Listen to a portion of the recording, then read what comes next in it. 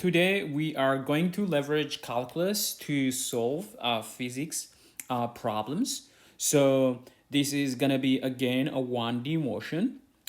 So we could use integration and derivative to calculate position, velocity, and acceleration if you're given one of these variables.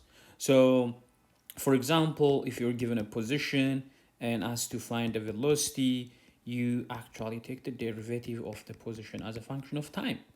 And if you're given velocity and you need to find the acceleration, you take the derivative of the velocity as a function of time. And if you need to go the opposite direction, which is, let's say you're given acceleration and you need to find the velocity, you take the integral of acceleration as a function of time. And the same thing applies for going from velocity to position. So vt dt. In the question above, we are given the expression for velocity as a function of time and some constants here. So alpha, beta, and gamma. And the question is asking us to find change in displacement with respect to time zero. So this is what we're looking for. So now following our rules here, so the first thing we need to do is we need to find x of t. And in order to do that, we do integration of the velocity. So x of t becomes integration of vt dt. So here, substituting the actual values, we'll get alpha t squared, beta t plus gamma dt.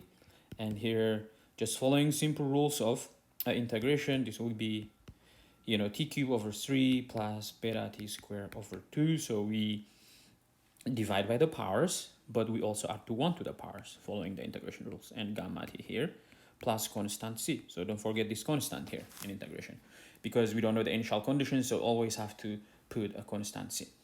Now the question is asking us for change in displacement. So that means you're looking for xt minus x of 0 with respect to time 0. So here, replacing for t, the first portion just becomes what we calculated up there, beta t squared over 2 plus gamma t plus c. But for the second portion, everything will cancel out since t is 0, and you're only left with c. So c cancels out. So here we're left with this expression here. So this becomes your change in displacement relative to time 0. Imagine you were asked to find acceleration, for example, right? If there was question B and asking you to find a of t, in this case, since we're moving from velocity to from velocity to acceleration, so we will do derivative, right?